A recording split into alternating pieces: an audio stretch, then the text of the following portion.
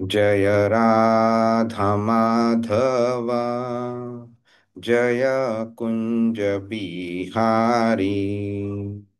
जय राधा माधव, जय कुंज बिहारी। जय गोपी जन वल्लभ गिरिवरधारी।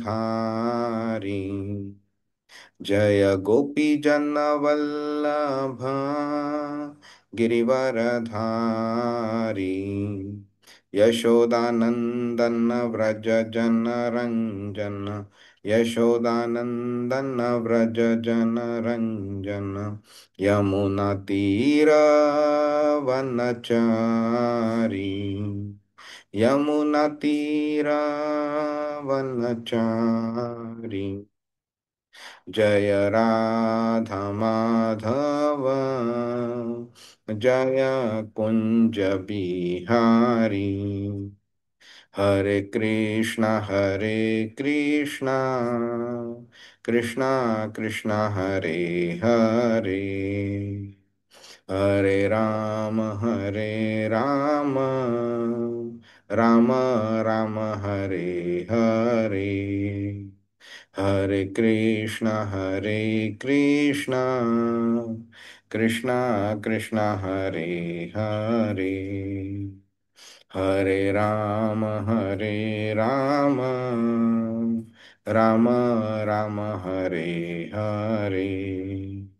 जय राधा श्याम सुंदर, राधा श्याम सुंदर राधे। जय कृष्ण बलराम, कृष्ण बलराम, कृष्ण बलराम। जय कृष्ण बलराम। जय गौरानिताय, गौरानिताय, गौरानिताय। जय गौरानिताय। जय जय प्रभुपाद, प्रभुपाद, प्रभुपाद। जय श्रील प्रभुपाद। हरिनाम संकीर्तन की जय, श्रीमद् भगवद गीता की जय, श्रील प्रभुपाद की जय। ओम अज्ञानतिमिरान्धस्य ज्ञानाञ्जनशलाकया चक्षुरुन्मीलितं येन तस्मै श्रीगुरवे नमः। श्रीचैतन्यमनोभीष्टं स्थापितं येन भूतले स्वयं रूप कदा मह्यं ददाति स्वपदान्तिकं। वन्देऽहं श्रीगुरो श्रीयुतपदकमलं श्रीगुरुन् वैष्णवांश्च। श्रीरूपं सागरजातं सहगण रघुनाथान्वितां तं सजीवं साद्वैतं सावधूतं परिजनसहितं कृष्णचैतन्यदेवं श्री राधा कृष्ण पादान सहगण ललिता श्री विशाखान्वितांश्च। हे कृष्ण करुणा सिंधो दीनबंधु जगतपते गोपेश गोपिका कांत राधा कांत नमोस्तुते। तप्त कांचन गौरांगी राधे वृंदावनेश्वरी वृषभानुसुते देवी प्रणमामि हरिप्रिये। वाञ्छाकल्पतरुभ्यश्च कृपा सिंधुभ्य एव च पतितानां पावनेभ्यो वैष्णवेभ्यो नमो नमः। नमो विष्णुपादाय कृष्णप्रेष्ठाय भूतले श्रीमते भक्तिवेदांत स्वामिनिति नामिने नमस्ते सारस्वते देवे गौरवाणी प्रचारिणे निर्विशेष शून्यवादी पाश्चात्य देश तारिणे। जय श्री कृष्ण चैतन्य प्रभु नित्यानंद श्री अद्वैत गदाधर श्रीवासादि गौर भक्त वृंद। हरे कृष्णा कृष्ण कृष्णा हरे हरे, हरे राम राम राम हरे हरे। हरे कृष्ण। कोणाला आठवतंय आपण काय केलेलं मागच्या आठवड्यात? हा प्रभू मागच्या गेल्या वेळेला आपण 15th वर्षचा पार्ट 2 केलेला. त्याच्यामध्ये दुष्कृताम जे आहेत कॅटेगरी त्याच्यामध्ये 4 प्रकार होते. हा तर आपण 2 प्रकार, शेवटचे 2 प्रकार बघितले. हा पहिल्या त्याच्या अगोदरच्या लेक्चर आपण बघितलेलं मुडा आणि नराधम, आणि मागच्या लेक्चरला आपण दुसरे 2 प्रकार कव्हर केले. ज्यांचं मायेने ज्ञान हरवून घेतलेलं आहे, आणि थर्ड आणि फोर्थ जे जे असुरी प्रवृत्तीचे. बरोबर. तर ज्यांना ज्ञानीने हरवून गेले त्यांच्यामध्ये सायंटिस्ट स्कॉलर असतात. ते असतात, त्या खूप ज्ञान असतं, पण त्यांची बुद्धी जी असते ती कृष्ण भक्तीच्या विरुद्ध असते. आणि ते इतके इन्फ्लुएन्सर असतात की त्यांचे नॉलेजचा इतका इन्फ्लुएन्स असतो की ते जे त्या दिशेने जातात कृष्ण भक्तीच्या, त्यांनाही ते डायव्हर्ट करू शकतात, अशी त्यांची इन्फ्लुएन्स पॉवर असते. बर बर. लास्ट आपण जे प्रकार बघितला टाईप, तो होता असुरी प्रवृत्ती.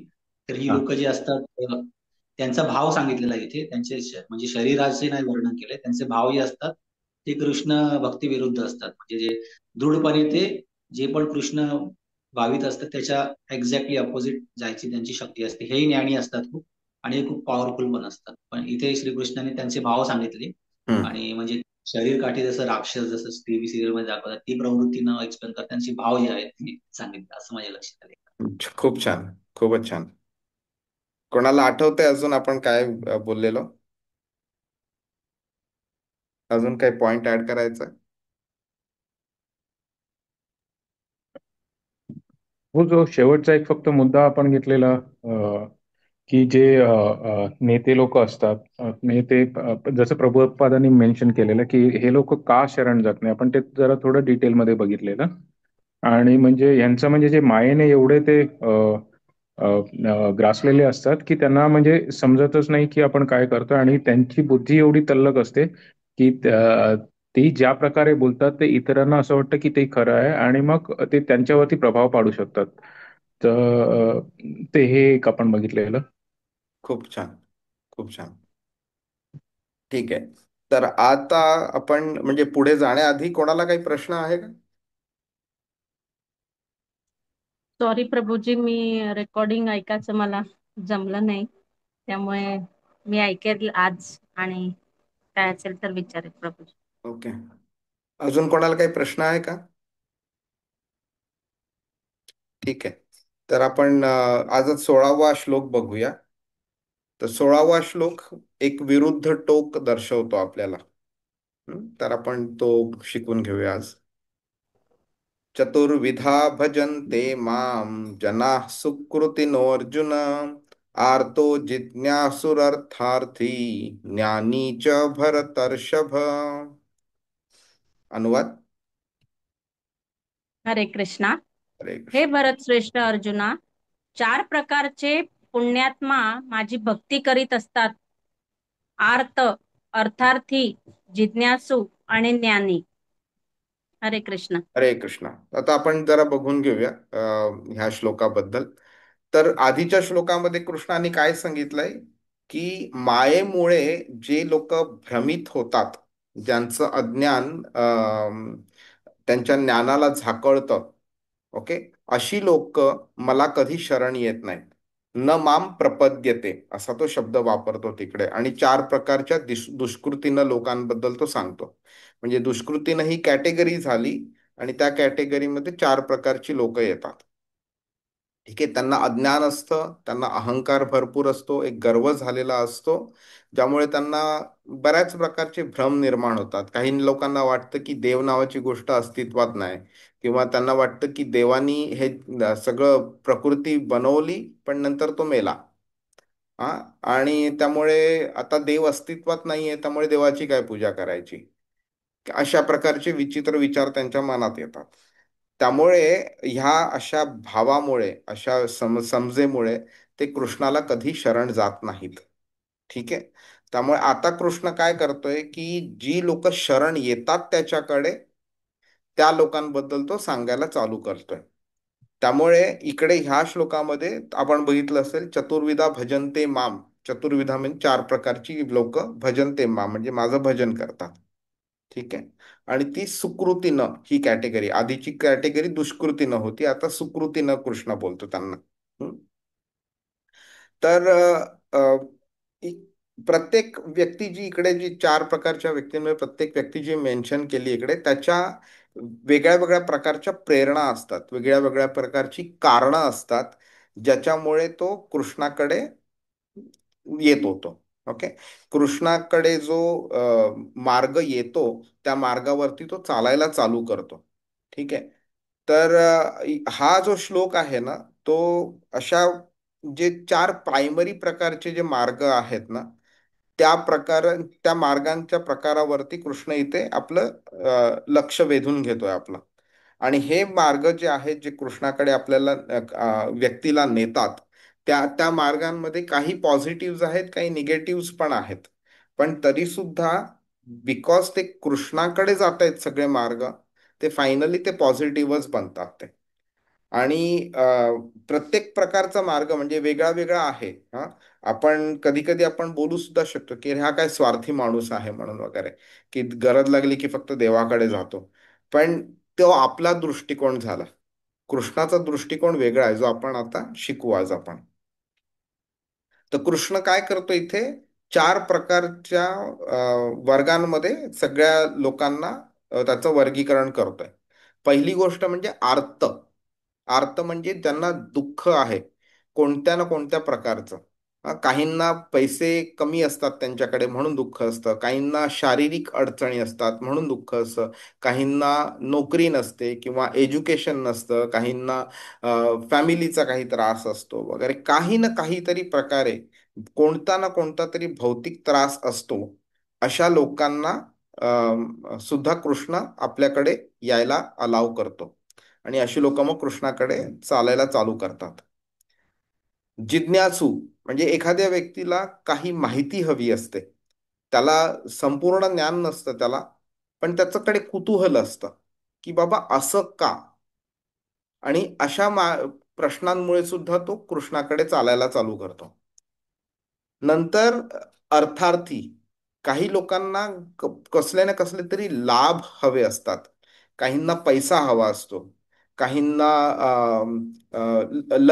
चांगलं शरीर, सुदृढ शरीर हवं असतं, काहींना चांगली बायको हवी असते, नवरा हवा असतो, मुलं हवी असतात, एज्युकेशन हवं असतं, काही ना काहीतरी भौतिक गोष्ट त्यांना हवी असते. आणि काही जे चौथी कॅटेगरी आहे ती ज्ञानी, म्हणजे ते खरे भक्त आहेत ते.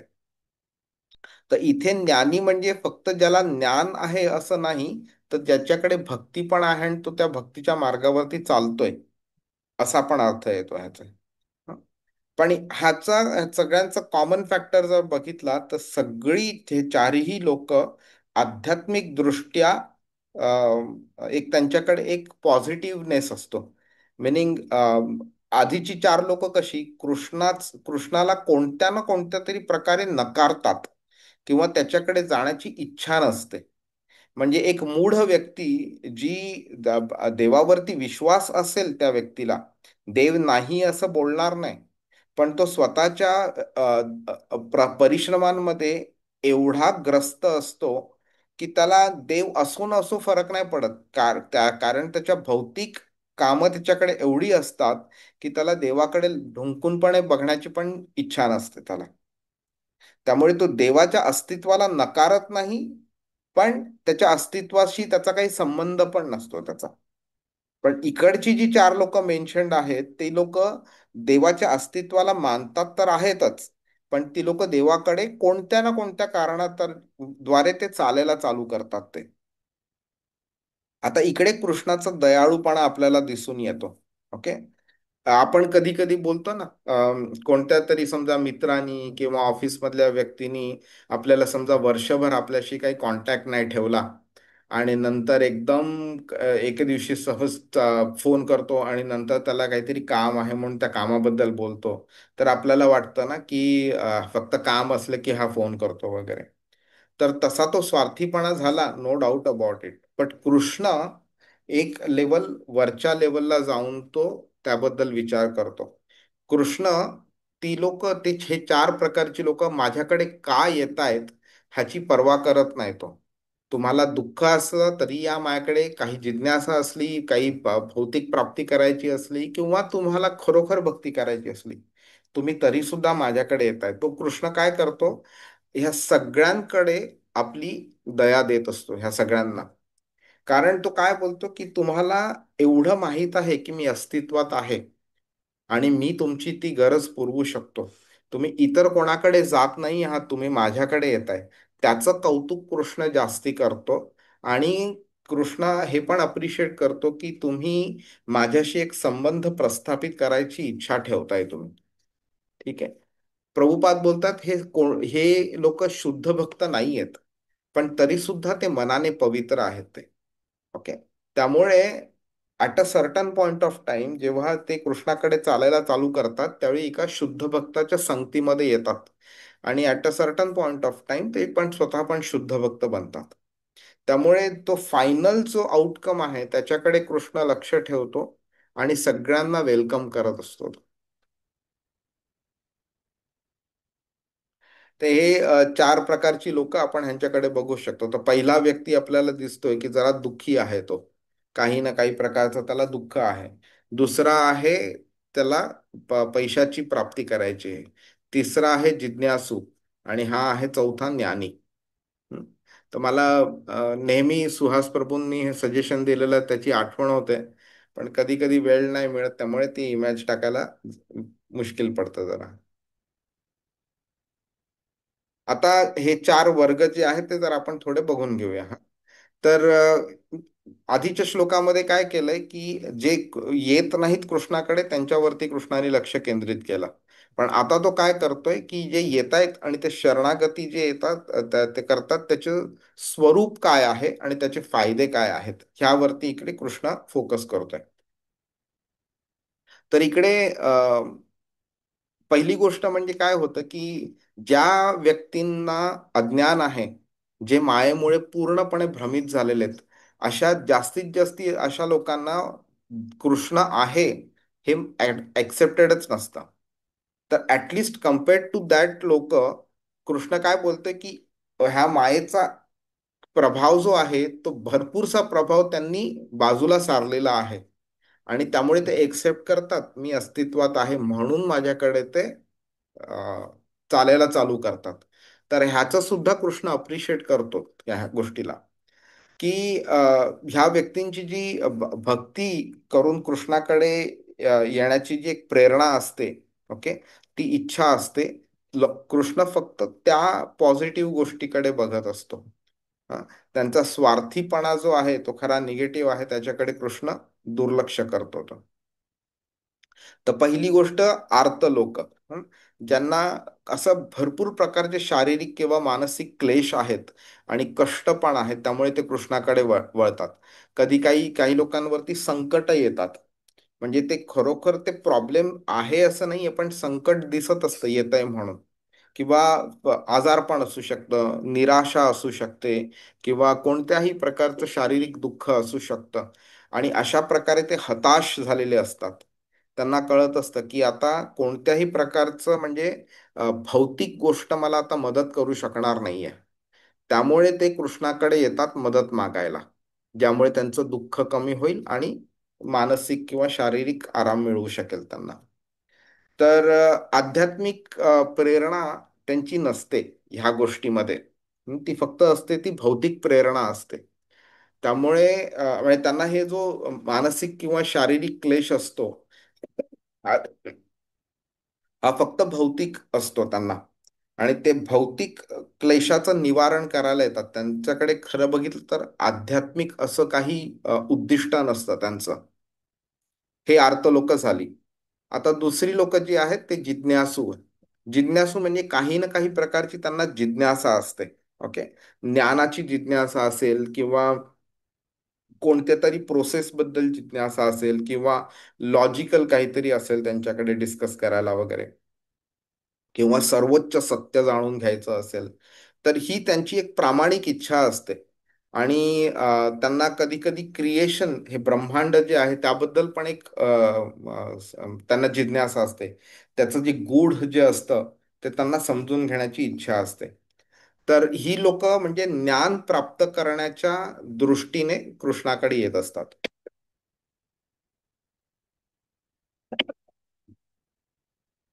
तिसरी लोक असतात अर्थार्थी. ओके. ह्यांचे म्हणजे भौतिक इच्छा ह्यांच्याकडे भरपूर असतात. त्यांना पैसा हवा असेल, किंवा वेगळ्या प्रकारची समृद्धी हवी असेल, किंवा बिझनेसमध्ये असो, किंवा एज्युकेशनमध्ये असो, किंवा प्रोफेशनल लाईफमध्ये असो, त्यांना यश हवं असतं. स्पोर्ट्स खेळणारे असेल तर त्यांना त्याच्यात यश हवं असतं वगैरे. आणि एक गोष्ट चांगली असते की ह्या चारही व्यक्तींची पाप करण्याची प्रवृत्ती नसते. ओके. काही लोक कसं असतं की माझी इच्छा आहे पूर्ण करायची, मी देवाला शरण जाणार नाही. हा. पण मग मी पाप करेन आणि माझं जे इच्छा आहे ती पूर्ण करेन मी. आता समजा माझ्याकडे पैसा कमी आहे, तर मी कोणाचं पाकिट मारीन, किंवा कुठेतरी चोरी करीन, किंवा बँकेत जाईन दरोडा घालीन वगैरे, काही पण करू शकतो ती व्यक्ती. त्याला काय हवंय, फक्त पैसा हवाय. कोणत्या पद्धतीने मिळवतोय, पाप आहे मार्ग का पुण्य आहे त्यांचा संबंध नसतो. पण हे चारही लोक त्यांची पाप करण्याची वृत्ती नाहीये आणि त्या पद्धतीने त्या दृष्टीने ते पवित्र आहेत मनाने. तो पॉझिटिव्ह पॉइंट कृष्ण बघत असतो इकडे. तर हे चारही लोक काय करतात, कृष्णाला आपल्या जी गरजा आहेत त्या पूर्ण करण्याचा एक स्रोत म्हणून समजतात. हा, एक साधन म्हणून ओळखतात ते. म्हणजे एस्पेशली हे अर्थ आणि अर्थार्थी, त्यात ते दोन कॅटेगरी. नंतर जो आहे तो ज्ञानी व्यक्ती आहे. ज्ञानी व्यक्तीला काय असतं की त्याला हे माहिती असतं की आपण एक आत्मा आहोत, एक शरीर नाही आहोत. आपण कोण आहोत, कृष्ण कोण आहे, आपला आणि त्याचा संबंध काय, हे त्याला समजलेलं असतं. हे त्यांची आधीच त्यांची ती शिकवण झालेली असते. पण त्यांना अजून डीप मध्ये नॉलेज हवं असतं आणि सर्वोच्च सत्य जे आहे त्याची अधिक समज त्यांची मिळवण्याची इच्छा असते त्यांना. त्यामुळे त्यांना भक्ती जी हवी असते ती एका सर्टन स्टेज पर्यंत. आपल्याला आठवत असेल ना, 6व्या अध्यायाच्या शेवटच्या सेक्शन मध्ये कृष्णाने सांगितलेलं की नंतर तो व्यक्ती एका भक्ताच्या किंवा ब्राह्मणाच्या घरी जन्म घेतो म्हणून.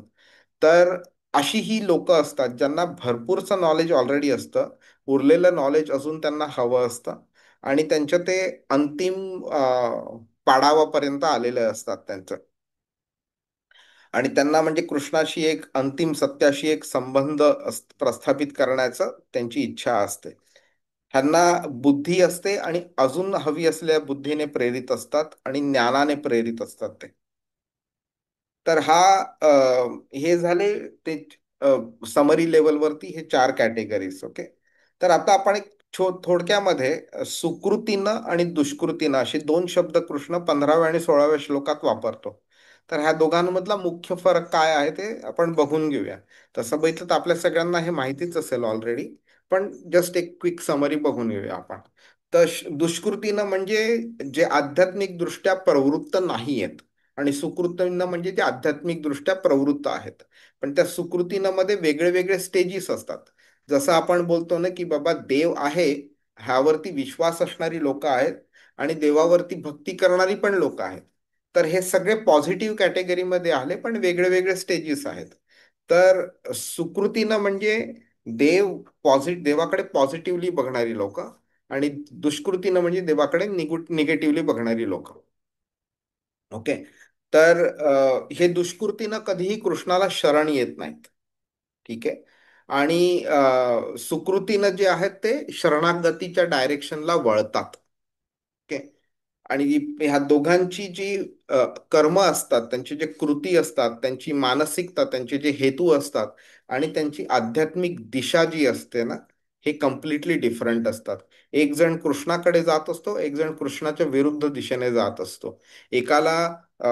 एकाची हेतू जे असतो तो कृष्णाकडे पॉझिटिव्हली बघण्याचा असतो आणि कृष्णाकडे म्हणजे भक्ती करण्याचा हेतू असतो.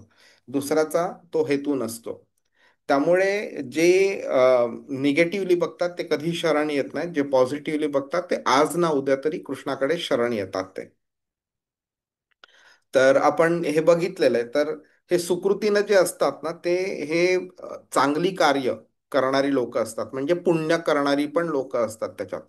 त्यांना पुण्य जमा करणं आणि त्याचा वापर करणं ह्याची इच्छा पण असते.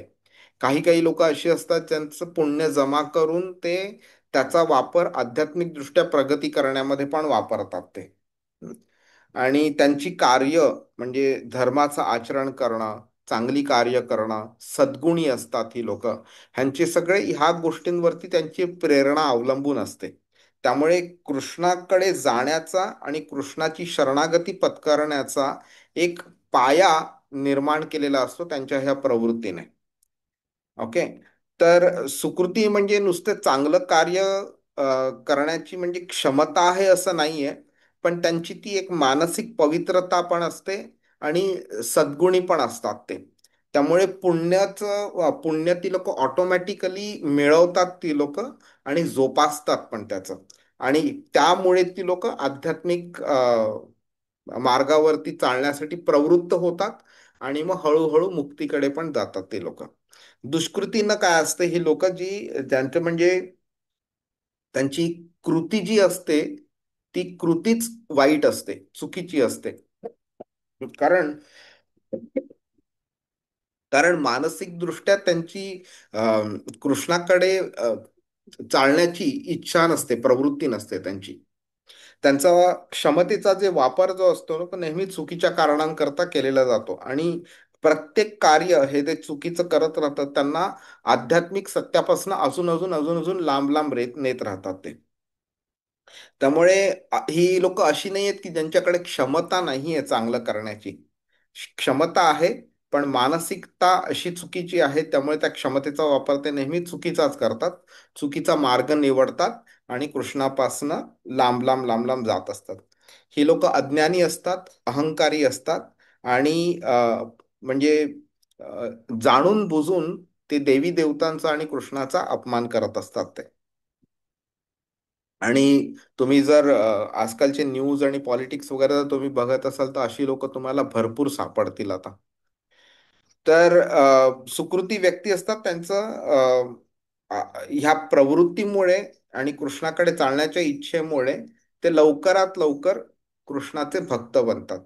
दुष्कृत व्यक्ती जी असते, त्यांचा क्षमतेचा चुकीचा वापर केल्यामुळे आणि मायेचा प्रभाव जास्तीत जास्ती असल्यामुळे ते कृष्णापासून अधिक अधिक लांब लांब जात राहतात ते.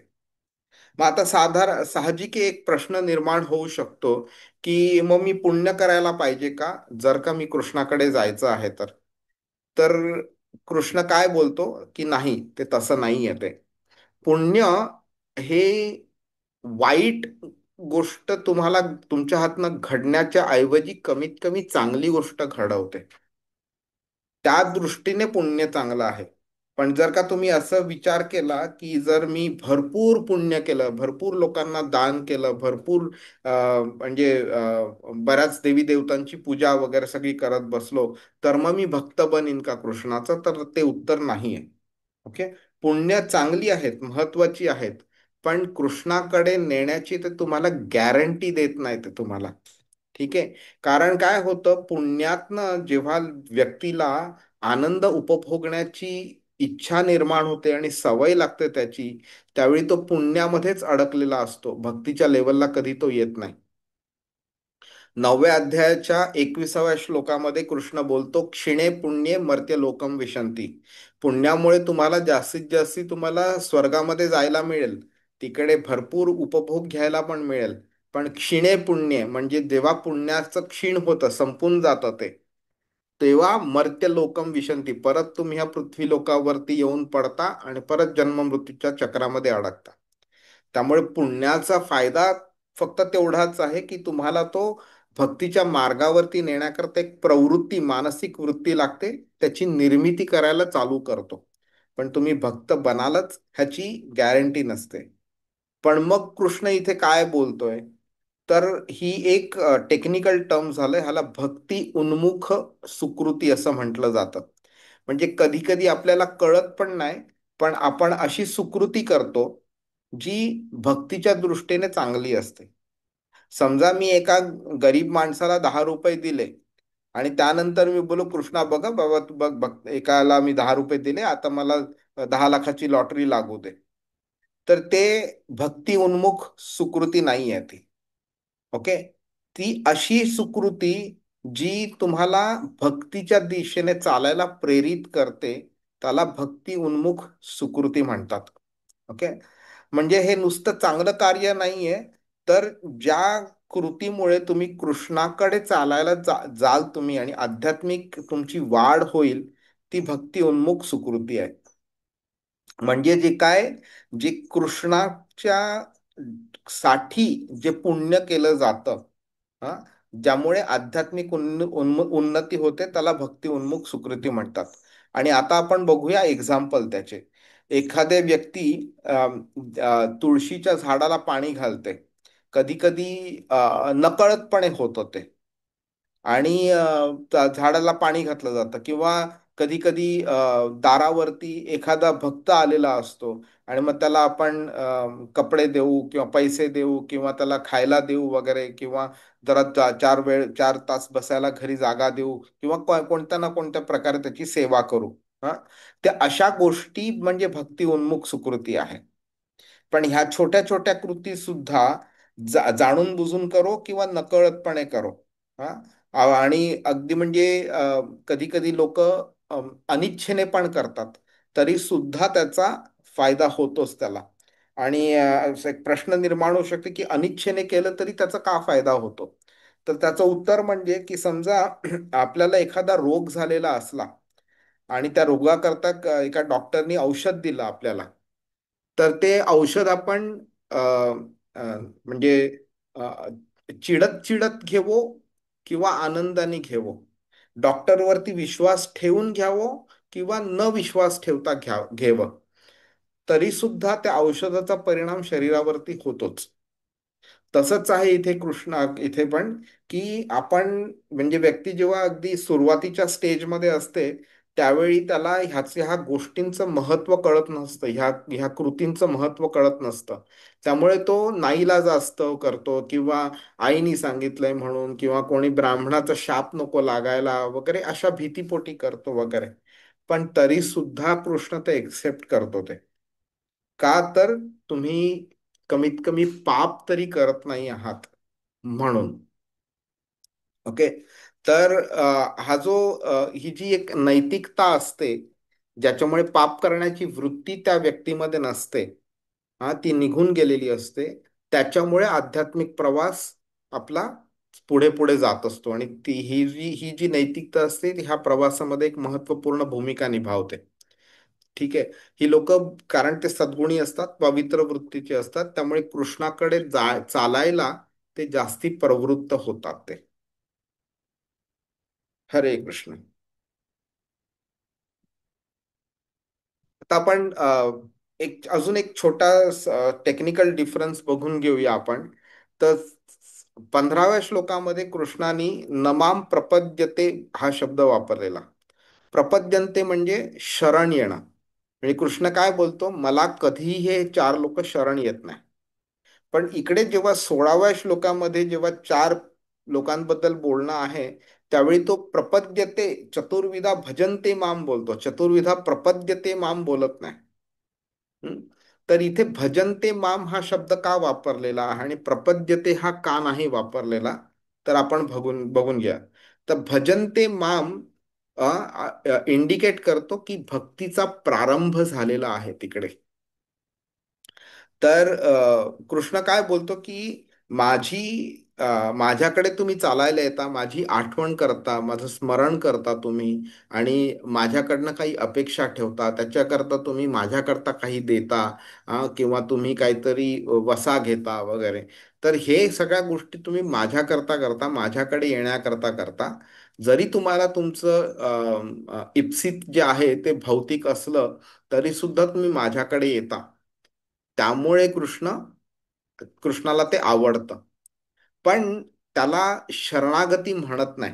शरणागती म्हणजे बाकी मला कोणतीही गोष्ट नको, मला फक्त तू हवाय, मी तुझ्या शरण आलोय, ती शरणागती. पण ह्या लोकांना काही ना काहीतरी भौतिक हवं असतं, म्हणून कृष्ण त्याला शरणागती हा शब्द वापरत नाही. ओके. प्रपद्यंते म्हणजे संपूर्ण शरणागती. भजनते म्हणजे भक्तीची सुरुवात. हे प्रारंभिक पाऊल आहे. तर भजन ते म्हणजे कसं असतं की एक आध्यात्मिक प्रवासाची एक सुरुवात दर्शवते. आणि ही सुरुवात नंतर आपल्याला शेवटी कुठे घेऊन जाते, ते 19व्या श्लोकामध्ये कृष्ण बोलतो, बहुनाम जन्म नामंते ज्ञानवानमाम प्रपद्यते. ओके. बहुनाम जन्म नामंते मिनिंग बऱ्याच बऱ्याच जन्मानंतर, ओके, एक ज्ञानी व्यक्ती शेवटी मला प्रपद्यते, मला शरण येतो तो. ओके. तेव्हा तेव्हा कृष्ण त्याला खरी शरणागती म्हणतोय त्याला. त्यामुळे 16व्या श्लोकामध्ये चालू झालेला हा प्रवास आहे, जो 19व्या श्लोकात संपतो. तिकडे त्यांनी 19व्या श्लोकामध्ये प्रपद्यते हा शब्द वापरलाय, पण 16व्या श्लोकात तो मुद्दामून भजनते म्हणून शब्द वापरलाय. तर त्याचंही म्हणजे आपल्याला समजलं पाहिजे की प्रोसेस चालू झालेली आहे भजनतेनी आणि प्रोसेस संपते शरणागतीला. त्यामुळे भजनते हा जो शब्द आहे तो आध्यात्मिक मार्गावरती एक मोठा माइलस्टोन ठरतो हा. हं? हरे कृष्ण. तर आता आपण ह्या चार लोकांबद्दल पटकन बघून घेऊया. तसं आपण डिटेलमध्ये बऱ्यापैकी बोललेलो आहोत. तर आर्त ही व्यक्ती कोण असते आणि ती कृष्णाकडे का शरण येते? तर एक व्यक्ती असते, मानसिकरित्या तो बऱ्यापैकी पवित्र असतो तो, पण त्याला जे भौतिक दुःख असतं ते त्याला सहन करायला डिफिकल्ट जातं. अशा व्यक्तीला आर्त असं म्हटलंय, की कोणाला कोणत्या तरी व्यक्तीला कोणत्या ना कोणत्या तरी प्रकारचं दुःख असतं. काही लोकांना रोग असेल, काही लोकांना मानसिक त्रास असतील, किंवा काही लोकांना पैसा रिलेटेड त्रास असेल वगैरे. कोणत्या ना कोणत्या तरी प्रकारे तो बोलतो की बाबा कृष्णा, मी आता थकलोय, मला आता ह्या गोष्टी सहन होत नाही, मी तुझ्या शरणाला येतोय अगदी म्हणजे. आणि तो मग भजन करायला मग चालू करतो. त्याचं कारण जे आहे मूळ, ते अं, भक्ती नाहीये. कारण जी आहे ती ह्याचं निवारण करणं आहे. त्यामुळे त्यांना जी गरज असते ना, ती इमिडिएट रिलीफ हवं असतं त्यांना. ओके. आणि ह्या इमिडिएट रिलीफचा एक्सपेक्टेशन जे आहे ना, त्याचा प्रॉब्लेम काय आहे ते आपण 20व्या श्लोकापासून 23व्या श्लोकापर्यंत आपण बघणार आहोत आपण. तर करंट जी अवघड परिस्थिती आहे तर त्यांना त्यातनं रिलीफ हवं असतं. त्यामुळे ते कृष्णाला एक्सेप्ट का करतात? कारण त्यांना माहिती आहे कृष्ण ह्या सगळ्या गोष्टींचा सोर्स आहे म्हणून. म्हणजे प्रॉब्लेम पण त्याच्यामुळे आलाय आणि त्याची रेमेडी जी आहे ती पण कृष्णाकडनंच मिळणार आहे. तरी सुद्धा कृष्ण त्यांना एक्सेप्ट करतो. का? तर आपण बघून घ्या 8व्या अध्यायाच्या 15व्या श्लोकामध्ये कृष्ण ह्या पृथ्वीला, ह्या भौतिक प्रकृतीला दुःखालयम अशाश्वतम असं संबोधतो. म्हणजे दुःखालयम, आलय म्हणजे राहण्याची जागा, आणि दुःखाची राहण्याची जागा म्हणून भौतिक प्रकृतीला दुःखालय म्हणतो तो. तर आता सगळीकडेच दुःख आहे, तर मग काही व्यक्ती तरी सुद्धा कृष्णाला शरण जात नाही, आणि काही व्यक्ती ह्या दुःखालयामध्ये असून सुद्धा कृष्णाला दुःखाची पर्वा न करता कृष्णाला शरण जातात. तरी सुद्धा कृष्ण बोलतोय की अशा प्रकारची लोक, ज्यांना ह्या दुःखालयात असून सुद्धा काही प्रकारची दुःखांचं सहन करायला जमत नाही, ती येतात माझ्याकडे. त्यामुळे दुःख हे एक कारण कृष्ण मानतो आणि त्याला एक्सेप्ट करतोय त्याला, की ह्या कारणाकरता तुम्ही माझ्याकडे येता आणि मला ते चालेल म्हणून. तर आता आपण जर असं बोलतोय तर सगळीकडेच दुःख आहे ना, मग सगळी लोक का नाही आहेत? तर गंमत कशी असते की दुःखाची तीव्रता जी असते ती वेगळी वेगळी असते, आणि दुःखाची सहन करण्याची शक्ती पण लोकांची वेगळी वेगळी असते.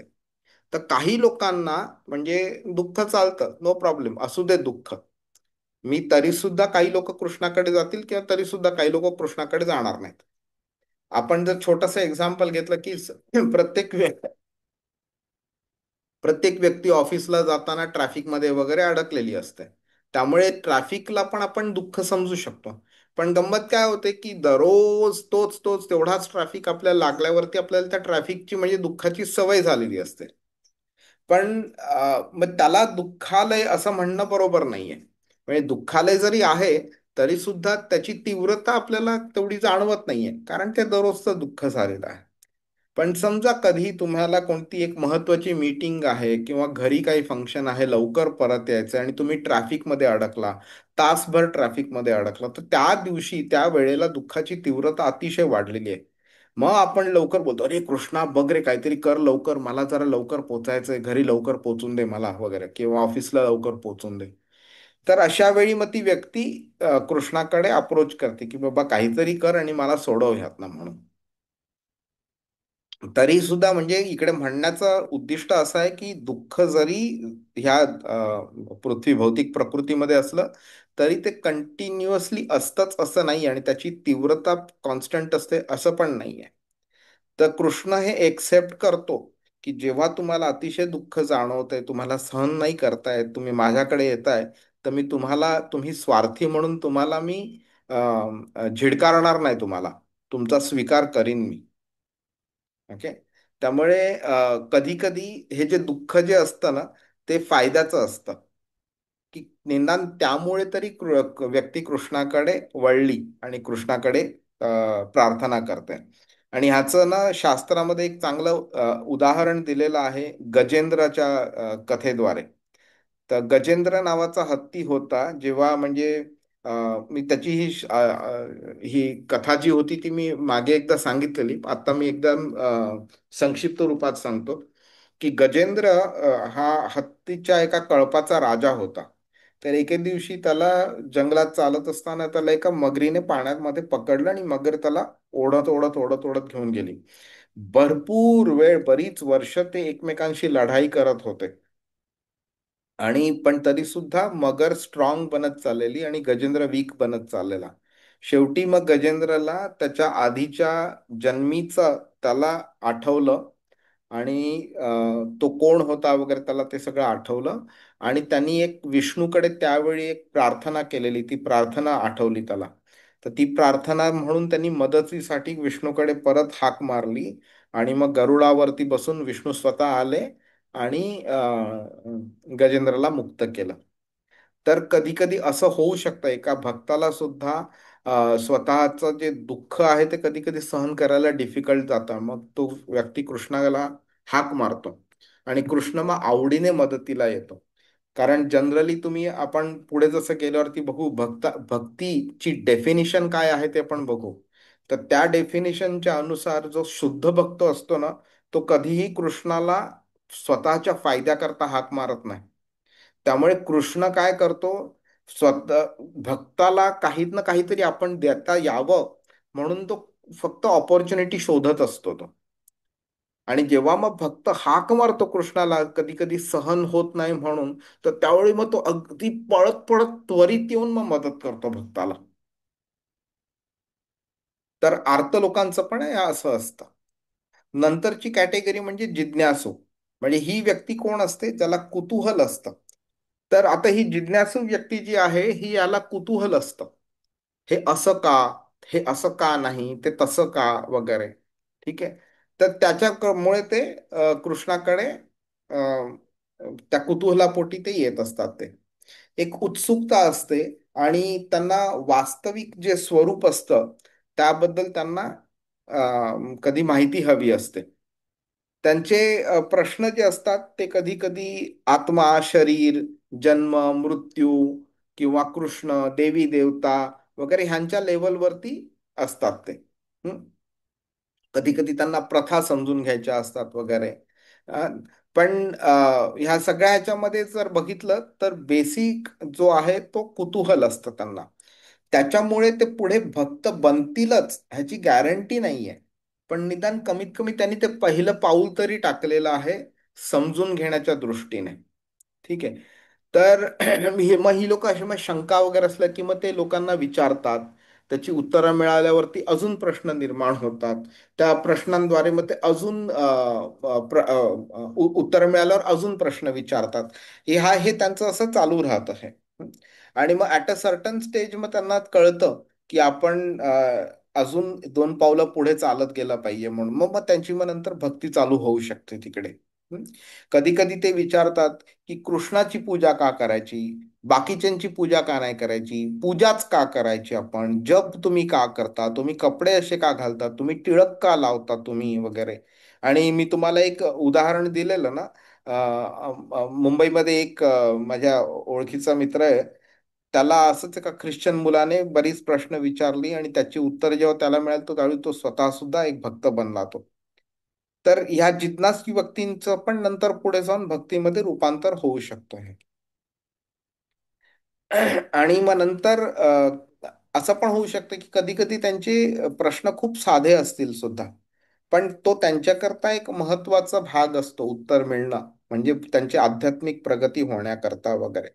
आपण श्रीमद भागवतम मध्ये सुद्धा आपण बघू शकतो की सूत गोस्वामी जेव्हा बसलेले, शुकदेव गोस्वामी जेव्हा भागवतम सांगत होते, त्यावेळी सूत गोस्वामी पण बसलेले तिकडे. परीक्षित महाराज जिकडे बसेल त्यांच्यावर सूत गोस्वामी पण बसलेले. आणि म्हणून सूत गोस्वामींनी भागवतम शिकलं म्हणून शौनक ऋषी आणि बाकीचे 88,000 ऋषी ह्या सगळे जे होते त्यांना पण एक कुतूहल होतं भागवतम काय आहे, आणि त्यांचे प्रश्न पण होते. आणि त्यांनी त्या कुतूहलते पोटी त्यांनी हे प्रश्न सूत गोस्वामींना विचारले आणि कृष्णाबद्दल ज्ञान प्राप्त करण्याचा प्रयत्न केला. त्यामुळे त्यांची चेतना वाढली आणि ते नंतर कृष्णाचे भक्त बनले. आध्यात्मिक मार्गावरती नंतर ते अखेरीस कृष्णाला शरण पण गेले ते. त्यामुळे जिज्ञासी व्यक्तीचा पण कृष्णाकडे जाण्याचा जो मार्ग आहे तो पण सुलभ होऊन जातो. आता अर्थार्थी ही व्यक्ती आपण जरा बघून घेऊया. तर अर्थार्थी म्हणजे काय, की ज्याला अर्थ अर्थ म्हणजे पैसा, त्या दृष्टीने आपण बघू शकतो. म्हणजे ते पर्पज जो आहे ना, तो फिनान्शियल पर्पज असतो. का जमीन असो किंवा पैसा असो, किंवा काही लोकांना पुत्राची प्राप्ती हवी असते, किंवा पत्नीचं सुख, पतीचं सुख वगैरे, काही ना काहीतरी प्राप्ती हवी असते, पण भौतिक गोष्ट असते ती. त्यामुळे तो कृष्णाकडे जातो आणि कृष्ण काय बघतो, की तुम्ही माझ्याकडे आलेला आहात, तुम्ही इतर देवी देवतांकडे गेला नाही आहात. तर त्याला कृष्ण अप्रिशिएट करतो आणि त्याप्रमाणे तो रिस्पॉन्स देतो. तर ह्या लोकांना संपत्तीची आवश्यकता असते, त्यांना एक भौतिक समृद्धी हवी असते त्यांना. त्यांची प्रेरणा ही स्वार्थी असते, भौतिक असते, पण तरी सुद्धा कृष्ण त्याचं स्वागत करतो. आणि एक भागवतामध्येच एक उदाहरण दिलेलं आहे. ध्रुव महाराज जे होते ना, ध्रुव बाळ म्हणून ज्याची कथा आपण म्हणतो, त्यांना जेव्हा त्याच्या सावत्र आईने, सुनीती जिचं नाव होतं, तिने जेव्हा तिला सांगितलं की तुझी लायकी नाहीये तुझ्या वडिलांच्या मांडीवरती बसण्याची, कारण का, तर तू माझ्या पोटी जन्माला आलेला नाहीयेस. ओके, तू इतर बाईच्या पोटी जन्माला आलेला आहेस. तर तू इकडे बसू नाही शकत. तर त्याला खूप वाईट वाटलं आणि स्वतःच्या आईकडे आला. आय थिंक आईचं नाव सुरुची होतं. तर तिच्याकडे आला आणि आई बोलली, हो ती बरोबर आहे बोलते ते, कारण तू अभागी आहेस, तू माझ्या पोटी जन्मलेला आहेस, तू अभागी आहेस तू. तर मग ते बोलते की मग मला बसायचंय, आणि मला अ, वडिलांकडे जेवढं संपत्ती आहे त्यापेक्षा जास्ती मला हवी आहे. तर ती आई बोलते, मग तुला फक्त विष्णूकडे जावं लागेल, तुला विष्णूच देऊ शकतील. मग विष्णू कुठे भेटेल, तर विष्णू वनामध्ये असतो म्हणून. तर तो बोलला, मग मी पण वनामध्ये जाणार. आणि आईनी परमिशन दिली. मग वनामध्ये चालायला चालू करताना त्याला नारद मुनी समोर भेटले. त्याला नारद मुनी आणि त्याच्यामध्ये बराच संवाद झाला. पण नारद मुनींनी त्याला मग ओम नमो भगवते वासुदेवाय हा मंत्रचा जाप करायला शिकवलं तिकडे. आणि तो गेला ध्रुव महाराज पुढे, भरपूर कठोर तपस्या केली आणि जाप करत राहिला तो कंटिन्युअसली. आणि एक दिवशी क्षीरोदक्षाई विष्णूंनी त्याला दर्शन दिलं. आणि दर्शन दिल्यावरती त्याला जेव्हा विष्णूला बघितलं त्यांनी, ध्रुव महाराजांनी, त्यावेळी ध्रुव महाराजांच्या तोंडून शब्द पण फुटत नव्हते, त्यांना सुचत नव्हतं आपण काय बोलावं. त्यावेळी क्षीरोदक्षाई विष्णूंनी आपला शंख त्याच्या डोक्यावरती टच केला, लावला, आणि मग त्याला भान आलं त्याला, आणि मग नंतर तो बोलायला लागला. आणि जेव्हा तो बोलायला लागला त्यावेळी त्यावेळी तो म्हणाला, ध्रुव महाराज म्हणाले की मी आत्तापर्यंत काचेच्या तुकड्या करता मी धावत होतो, मला हे कळत नव्हतं माझ्या पुढे एक हिरा आहे म्हणून. हा, तो खूप इम्पॉर्टंट आणि भागवतम मधला मस्त एक श्लोक आहे. तो बोलतो की मी आत्तापर्यंत तुझ्याकडे भौतिक दृष्टीने बघत तुझ्याकडे येत होतो, पण मला कळत नव्हतं की भौतिक गोष्ट किती निकृष्ट आहे आणि तुझं सहवास मिळणं किती उत्कृष्ट आहे. तर त्याला नंतर मग तो बोलतो की मला काही नकोय म्हणून. मग क्षीरोदक्षाई विष्णू त्याला बोलतात की असं चालणार नाही. तू जेव्हा माझी भक्तीची सुरुवात केलीस त्यावेळी एका भौतिक उद्दिष्टाने सुरुवात केलेली, त्यामुळे तुला भौतिक ही गोष्ट जी आहे ती प्राप्त होणारच होणार. पण त्याचा तू वापर माझ्या भक्ती करता कर आणि माझी भक्ती करत राहा, राज्याचा सांभाळ कर आणि माझी भक्ती कर. मग नंतर तुझ्या ह्या जन्मानंतर तू माझ्याकडे येऊ शकशील म्हणून. आणि त्यांनी मागितलं नव्हतं तरी सुद्धा विष्णूंनी त्याला शेवटी ते दिलं, ज्याच्याकरता त्यांनी तपस्या चालू केलेली. म्हणून ध्रुवतारा जो आपण बोलतो तो त्याला दिलेला त्यावेळेला. आणि जेव्हा हे सगळं संपली, ती भेट संपली विष्णूंबरोबर आणि वनातनं नंतर तो घरच्या दिशेने चालत येत होता, त्यावेळी भागवतमध्ये वर्णन केलंय, तो खूप दुःखी होता तो. ओके, हे खूप इम्पॉर्टंट पॉइंट आहे, कारण विष्णूची भेट झाल्यानंतर सुद्धा कोणी दुःखी असू शकतं, हे खरं आश्चर्यकारक आहे. पण भागवतात उत्तर दिले तो दुःखी का होता म्हणून. तो बोलतो की मी काय मागण्याकरता म्हणून मी विष्णूकडे गेलो म्हणून. ह्या मागण्याला काय अर्थच नाहीये, ह्याची खरं काय आवश्यकताच नव्हती मागण्याची. त्यामुळे त्याला ते वाईट वाटत होतं की मी अर्थप्राप्ती करता मी विष्णूकडे गेलो म्हणून. पण तरी सुद्धा कृष्ण त्यांना नकारत नाही अशा लोकांना. कृष्ण बोलतो की अर्थाच्या प्राप्तीकरता का होईना, पण तुम्ही या, माझ्याकडे या तुम्ही. तुमचं जे मानसिक शुद्धीकरण करण्याची जबाबदारी मी घेतो, मी करीन ते, पण तरी तुम्ही चालायला तरी चालू करा माझ्याकरता. तर म्हणून कृष्ण अशा प्रत्येक प्रकारच्या भक्तांचा स्वीकार करत राहतो. हा, आणि त्याच्यामधनं म्हणजे ते बोलतात ना, कचऱ्याच्या जागेमध्ये एखादी जरी चांगली गोष्ट मिळाली तरी सुद्धा चालते. कारण भलेही 99% कचरा असेल, पण 1% तरी काहीतरी चांगलं आहे त्याच्यामध्ये. कृष्ण फक्त तेवढं पॉझिटिव्ह बघत राहतो की तुम्ही माझ्याकडे येताय म्हणून. हं? त्यामुळे भलेही तुम्ही तुमच्या भौतिक इच्छा हा तुमचा प्रारंभिक हेतू असला तरी सुद्धा कृष्ण दरवाजा बंद करत नाहीत आपल्याकरता. आता ज्ञानी ही व्यक्ती जर आपण बघून घेऊ पटकन, तर ज्ञानी व्यक्ती काय असते की त्यांनी ह्या भौतिक जे अस्तित्व आहे त्याच्यामध्ये जे भ्रम असतो, ती अवस्था जी आहे त्याला पार केलेलं असतं. त्याला अंतिम सत्य काय आहे हे समजलेलं असतं. त्याला हे समजलेलं की ते दिव्य का आहे ते वगैरे. त्यामुळे त्याचा जे अजून आध्यात्मिक प्रगती त्याला करायची असती, तर तो फक्त त्याच्या फोकस त्याच्यावरतीच असतो त्याचा. त्यामुळे त्याचा दृष्टिकोन फक्त कृष्णाकडे जायचा आहे. आध्यात्मिक प्रगती हा त्याचा दृष्टिकोन असतो. आणि हे नुसतं म्हणजे बुद्धीच्या लेवलवरती नसतं, तर त्याला एक वैयक्तिक संबंध कृष्णाशी प्रस्थापित करायचा असतो त्याला. ही व्यक्ती जी असते ती म्हणजे भक्तीचा दृढ पाया निर्माण झालेला असतो त्याच्यामध्ये. ओके. आणि त्यामुळे त्याला हे जाणवतं की भौतिक जगत जे आहे हे भलेही भरपूर वेळा करता असेल, पण ते कधी ना कधीतरी त्याचा नाश होणार आहे. त्यामुळे ह्या भौतिक जगामध्ये जे काय आपल्याला मिळतं त्याचा सुद्धा नाश होणार आहे. कोणतीही गोष्ट आपल्याला असीमित असा आनंद देऊ शकत नाही भौतिक जगतामध्ये. ही त्याला जाणीव झालेली असते त्याला. त्यामुळे तो ह्या क्षणभंगूर जो आनंद असतो त्या आनंदाच्या पलीकडे गेलेला असतो.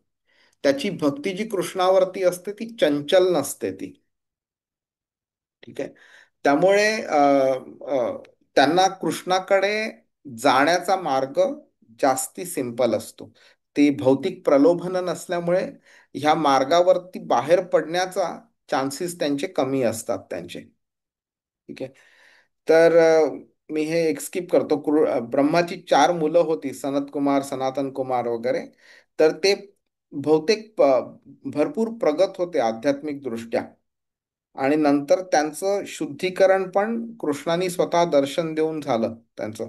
तर कृष्णाच्या चरणावरती अर्पण केलेली जी तुळस होती त्या तुळशीचा वास त्यांनी घेतला आणि त्यांचं नंतर रूपांतर झालं एका भक्तामध्ये. तोपर्यंत ते निर्विकार रूपाचीच उपासना करत होते. ठीक आहे. आता ज्ञानी कसा भिन्न आहे ते आपण आता जरा पटकन बघून घेऊया. तर बाकीचे सगळे जे भक्त आहेत ना, अर्थ जिज्ञासू आणि अर्थार्थी, हे सकाम भक्त आहेत. म्हणजे काय, तर त्यांची कोणती तरी कामवासना आहे भौतिक आणि ती पूर्ण करण्याकरता ते कृष्णाकडे येत आहेत. त्यामुळे त्यांना आपण कर्ममिश्र भक्त असं म्हणू शकतो आपण. ओके. पण जी ज्ञानी जी व्यक्ती आहे ती ज्ञानमिश्र भक्ती आहे किंवा योग मिश्र भक्ती म्हणू शकतो आपण त्यांना. तर ती भौतिक इच्छा न ठेवता ज्ञान मिळवून आणि भक्तीच्या मार्गातनं ते कृष्णाकडे येत असतात ते. त्यामुळे ते निष्काम पातळीवरती आहे ते. तर अजून एक छोटस बघू शकतो आपण की आर्त आणि जिज्ञासू आणि मग अर्थार्थी असं कृष्णाने हे केलेलं आहे कृष्ण. तर जिज्ञासू हा ही व्यक्ती आर्त आणि अर्थार्थींच्या मध्ये का टाकली आहे कृष्णाने. तर श्री बलदेव विद्याभूषण म्हणून आपले एक आचार्य होते, त्यांनी सांगितले की कृष्ण भावनेमध्ये जेव्हा प्रगती होते त्यावेळी हे दोघेही आर्त आणि अर्थार्थी नैसर्गिकरित्या जिज्ञासूच्या श्रेणीमध्ये पोचतात. ओके. मग त्यांना मग एक कुतूहल निर्माण होतं की बाबा मला कृष्णाने मदत केली जेव्हा मी त्याला काहीतरी हवं होतं. मग कृष्णाबद्दल मग ते अजून थोडी माहिती, भक्तांबद्दल, भक्तीबद्दल वगैरे थोडी माहिती वगैरे मिळवण्याचा प्रयत्न करतात. आणि अशा रीतीने मग ते जिज्ञासूच्या कॅटेगरीमध्ये जातात ते. आणि मग नंतर ज्ञानीच्या लेवलवरती पोहोचू शकतात. आणि त्यांनी श्री बलदेव विद्याभूषण एक वॉर्निंग पण दिलेली आहे आपल्याला ह्याच्याबद्दल. ते बोलतात की जर का हे आर्त आणि अर्थार्थी ह्यांनी जर कृष्णाबद्दल जिज्ञासा निर्माण नाही झाली तर मग कृष्णाबद्दल जी एक ओढ असते, हं, त्यांची सेवा करण्यात, त्यांची भक्ती करण्यामध्ये एक रुची असते, ती रुची मग संपुष्टात येऊ शकते. म्हणजेच काय, तर ही व्यक्ती आर्त आणि अर्थार्थी नंतर जिज्ञासू बनणार नाही ह्याचे चान्सेस पण होऊ शकतात. ओके. आता मी ह्याबद्दल बोललेलो आहे त्यामुळे मी आता हा स्किप करतो मी. पण ह्या चौघांचा जो दृष्टिकोन आहे ना, अर्थ, जिज्ञासू आणि अर्थार्थी आणि ज्ञानी, ह्यांचा प्रत्येकाचा दृष्टिकोन थोडा वेगळा आहे. एक व्यक्ती जी अर्थ आहे ती वेदना असतात, कठीण परिस्थितीमुळे असतात, त्यामुळे त्यांचं दुःखापासून मुक्ती मिळवणं हा त्यांचा हेतू असतो. त्यांना बाकी कृष्णाशी काही संबंध नसतो त्यांना. जर का कोणी मी सांगितलं त्याला तुम्ही कृष्णाच्या ऐवजी तुम्ही अमुक एका देवतेकडे जा, तो पण तुमचं दुःखाचं हे करून देईल, निवारण करून देईल, तर ते पण तिकडेही जाऊ शकतील ते. ठीक आहे. जिज्ञासू काय असतं, त्यांना प्रेरणा असते ज्ञान, की जग काय आहे, आत्मा काय आहे, दैवी स्वरूप काय आहे वगैरे, ही जिज्ञासा असते त्यांना. त्यामुळे त्यांचा दृष्टिकोन ज्ञान प्राप्ती करता असतो. त्यामुळे ते भक्ती त्यांना करायला आवडेलच असं गॅरंटी नसते त्यांची. फक्त काय तर भौतिक किंवा भावनिक, मानसिक ह्या गरजा त्यांच्या कमी असतात, त्यांचं लक्ष तिकडे कमी असतं. अर्थार्थी लोकांना पण भौतिक यश हवं असतं म्हणून कृष्णाची मदत मागतात. पण अगेन असं नाहीये की एक गरज संपल्यावरती ते दुसरी गरज करता कृष्णाकडे जाणार नाहीत. ते कंटिन्युअसली कृष्णाकडे किंवा देवी देवतांकडे पण कोणाकडे तरी जातील गरज पूर्ण करण्याकरता. आणि मग असा स्टेज येऊ शकतो की बाबा आपल्या गरजा आता सगळ्या पूर्ण झालेल्या आहेत, आता काही प्रॉब्लेम नाहीये मला, मग कृष्णाला विसरून जाऊ शकतील सुद्धा. असंही होऊ शकतं. किंवा असंही होऊ शकतं की नाही, त्यांना वाटेल नाही यावंसं स्वार्थी बनणं बरोबर नाही, कृष्णाने मला अशा अशा गोष्टीत मदत केली तर आता मी त्याची दररोज पूजा करणार म्हणून. असंही होऊ शकतं. पण ज्ञानी ही तिन्ही व्यक्तींपेक्षा श्रेष्ठ असते. ती कृष्णाला परमसत्य म्हणून ओळखते आणि मग नंतर जास्तीत जास्त आध्यात्मिक ज्ञान मिळवायचा प्रयत्न करते आणि कृष्णाकडे जायचा प्रयत्न करते. पण ह्या सगळ्यांमध्ये जाणून घेण्याची गोष्ट म्हणून कृष्ण सगळ्यांचा गौरव करतो. 18व्या श्लोकामध्ये कृष्ण ह्या सगळ्यांना उदाराह सर्व एवैते, म्हणजे उदार लोक आहेत ते, असं संबोधतो त्यांना. साहजिक एक प्रश्न येऊ शकतो की ह्या सुकृतींना भक्त मानता येईल का. तर प्रभुपाद लिहितात नाही, हे शुद्ध भक्त नाही आहेत हे. ओके. कारण त्यांचं उद्दिष्ट भगवत भक्ती नाहीये, त्यांचं भौतिक इच्छापूर्ती ही उद्दिष्ट आहे त्यांचं. मग आपल्याला मग कळण्याची आवश्यकता पडते की शुद्ध भक्ती म्हणजे काय. तर शुद्ध भक्तीची व्याख्या जी केली ती भक्ती रसामृत सिंधू म्हणून आपलं एक शास्त्र आहे. त्या शास्त्रामध्ये ह्याचं डेफिनिशन दिलेलं आहे. अन्याभिलाषिता शून्यम ज्ञान कर्माद्यनावृतम अनुकूल्यन कृष्णानुशीलनम भक्तिरुत्तम. ओके. ज्ञान, सकाम कर्म आणि भौतिक लाभ इच्छेने रहित होऊन जेव्हा मनुष्य भगवान श्रीकृष्णाची अनुकूल रूपाने दिव्य प्रेममयी सेवा करतो, त्याला शुद्ध भक्ती मानली जाते. ठीक आहे. म्हणजे काय तर भौतिक लाभ, भौतिक इच्छा नसली पाहिजे. हा. नंतर सकाम नसलं पाहिजे, काहीतरी हवंय म्हणून मी ती भक्ती केली, कर्म केलं असं नाही चालत. आणि ज्ञान. ओके. तर ज्ञान म्हणजे फक्त फक्त ज्ञान, त्याचं प्रॅक्टिकल ऍप्लिकेशन नसेल, त्याला ज्ञान नुसतं म्हटलं जातं. एक्झॅक्ट सेम प्रश्न प्रभूजी माझ्या मनात आला होता जेव्हा मी रेज केला हँड. कारण की आपण आतापर्यंत ऐकलं होतं की भौतिक अ, वासना किंवा भौतिक इच्छा आकांक्षा या शरीराच्या असतात, आत्म्याच्या नसतात. आणि अचानक आता कृष्ण भगवान असं कसं म्हणताय, तर this was the amazing flow actually प्रभूजी, की ज्याच्यामध्ये कृष्ण ऍज अ भगवान म्हणून त्यांनी उदार मतवादी ठेवून they still have, I mean he still think that they have path to come to me, but they बरोबर. May not be initially bhakt, they can be converted to bhakt. That was correct. A amazing flow correct. प्रभूजी. आणि इथेच thank you. ना एका शुद्ध भक्ताची कृपा येते. आपल्याला वाटतं हे काय, ही लोक आहेत नुसते भगवाधारी कपडे, भगवे कपडे घातलेत आणि इकडे तिकडे फिरतात, मोठी मोठी प्रवचनं देतात वगैरे, काही काम नाही करत, काही पैसा नाही कमवत वगैरे असं वाटतं. पण ह्या लोकांचा सोसायटीला कसा उपयोग होतो, हे आपल्याला भगवद्गीता शिकल्यानंतरच कळू शकतं आपल्याला. मग आता साहजिक याच्यावरून हा.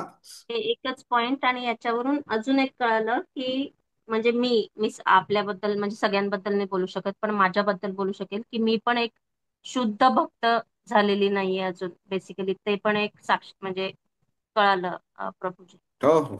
आपण सगळेच तसे आहोत माताजी. सगळेच तसे आहोत. काही ना काहीतरी भौतिक गोष्ट आपल्या मनामध्ये असतेच असते. म्हणजे त्याला वेळ लागतो त्याला. गंमत कशी आहे की अ, मार्गावरती चालत राहिलं पाहिजे.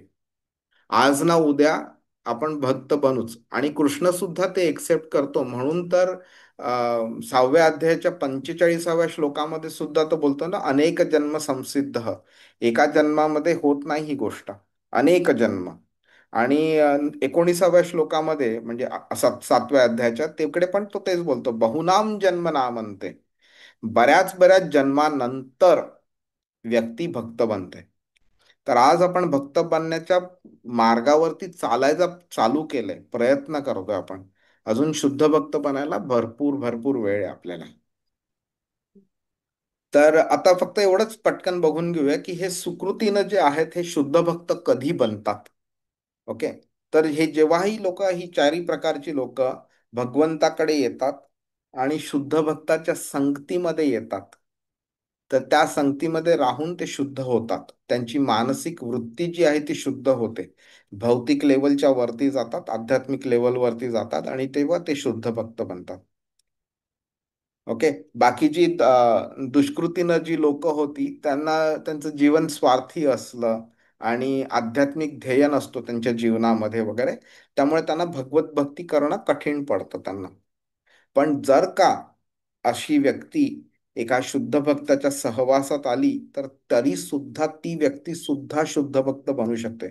आणि ह्याचं परफेक्ट एक्झाम्पल म्हणजे श्रील प्रभुपाद. तर शिला प्रभुपाद जेव्हा अमेरिकामध्ये गेले 1965 साली, त्यावेळी त्यांच्या ओळखीचं कोणी नव्हतं तिकडे. पण तरी सुद्धा ते लोकांशी बोलले, त्यांच्या बरोबर कीर्तन केलं, त्यांना भगवद्गीता शिकवली. प्रभुपादांनी ह्या पूर्ण प्रवासामध्ये त्यांना भयानक अडचणी निर्माण झालेल्या भरपूर. कधी तुम्हाला वेळ मिळेल तर जेव्हा प्रभुपादांचं चरित्र वाचा, तर त्यांनी किती त्रास सहन केला लोकांना भक्त बनवण्याकरता, ते कळून येईल आपल्याला. तर अशी लोक होती जी जुगार खेळायची, रात्र रात्रभर दारू प्यायची, सिगरेट फिंकायची, नॉनव्हेजच खात बसायची, बाईंची संगत असायची वगैरे. अशा लोकांना सुद्धा, रस्त्यावरती झोपणारी लोक सुद्धा होती, अशा लोकांना सुद्धा शुद्ध भक्त बनवलेले. हा. आणि म्हणजे तुम्हाला म्हणजे एक एक जर का असे उदाहरणं सांगितली ना, तर तुम्ही अक्षरशः तोंडात बोट घालाल अशी आहे. तर एक काही वर्ष झालेली इस्कॉन प्रस्थापित करून, तर एका पर्टिक्युलर टेम्पलमध्ये एक व्यक्ती नेहमी यायची मंदिरामध्ये, आणि ती फक्त आडवी तिडवी अशी बसायची, झोपायची वगैरे.